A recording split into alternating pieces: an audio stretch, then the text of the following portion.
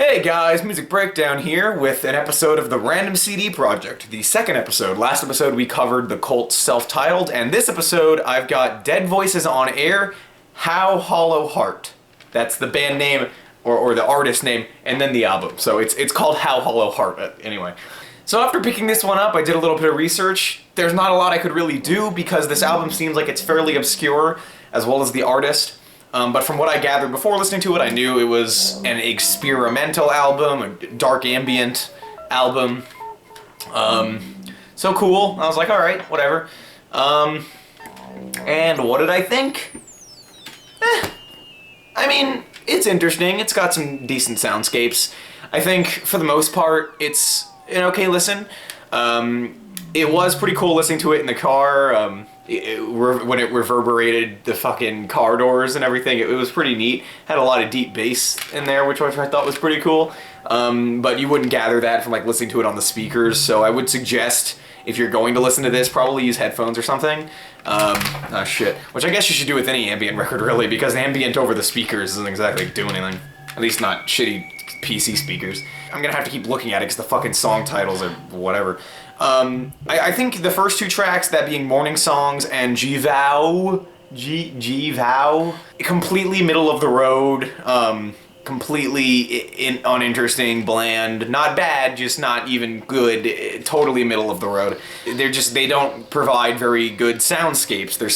Their textures are almost non-existent, especially on the first track. I don't know, not that great. But track 3 is my favorite on the album, Rawlbag, I don't fucking know. This is a very good soundscape, talking about bland soundscape. This is a very good soundscape, very close to being great as well. I find that as far as the atmosphere of this record goes, this track probably captures it the best. It's got these very cool, almost like, the synths almost sound like a choir, but a very dark, almost like a dark hymn to enter a sacrifice or something. It's a cool sound. Track 4 is a 20-minute track called My Wreath is of Red Jewels. There are some really great moments on this track, like I think the opening 6-7 minutes.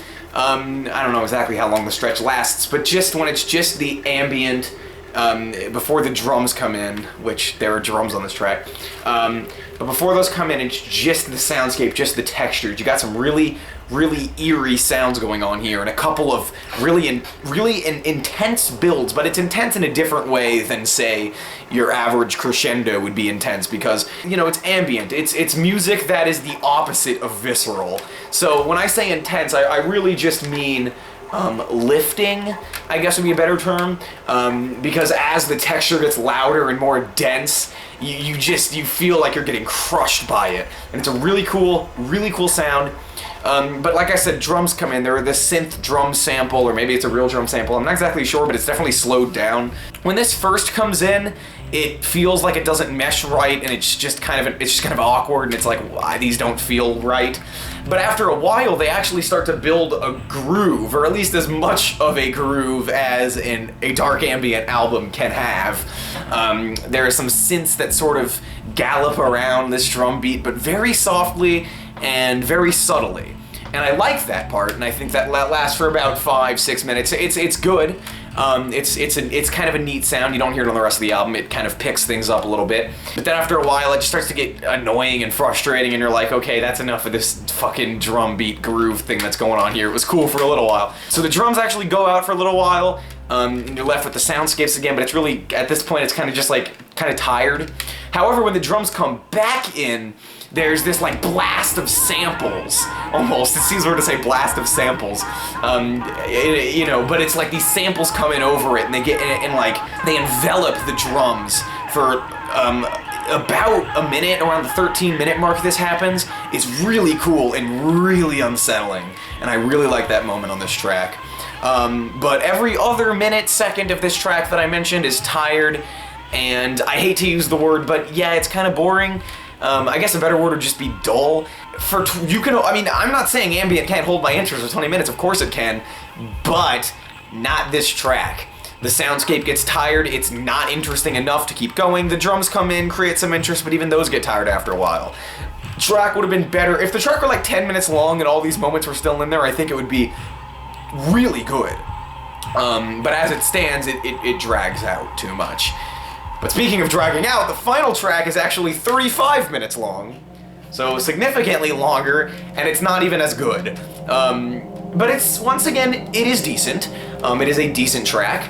I think that for a good amount of it, it's entertaining. It's just as eerie and atmospheric as the rest of these tracks here. I mean, you know, it's dark ambient. You'd expect it to be eerie, but this album is very, very unsettling for the entirety of the album. And I certainly like that. It makes it interesting. But you kind of expect that from this genre. It's sort of standard. And this track, Vols Kredne, that's the 5th track on here. It's fairly basic as far as this sound goes, but it is somewhat interesting. It kind of has, you can kind of break it up into sections, although it's very hard to tell because each section there's so little going on, and that's kind of the point. Very minimalist. But each section kind of thing, if you listen to the track, you'll know what I mean. Each section is moderately interesting enough. Once again, I think the track's better at the beginning, for a lot of the beginning, and then the rest of the track just kind of drags, but it's alright. You know, it surpassed my expectations, to be honest. Some obscure dark ambient record from the 90s, you know, I wasn't expecting too much. But I thought it was okay, and it is also interesting to note that this was recorded live. It's not really considered a live album, but it was recorded live, and that is kind of impressive because the sound is very good. The sound quality is very good for 97 electronic music. So I guess wherever it was played at or however it was recorded well. Yeah, overall I would give How Hollow Heart a flat 6 out of 10. It's okay. I certainly enjoyed it. I would consider listening to it again under certain circumstances. Yeah.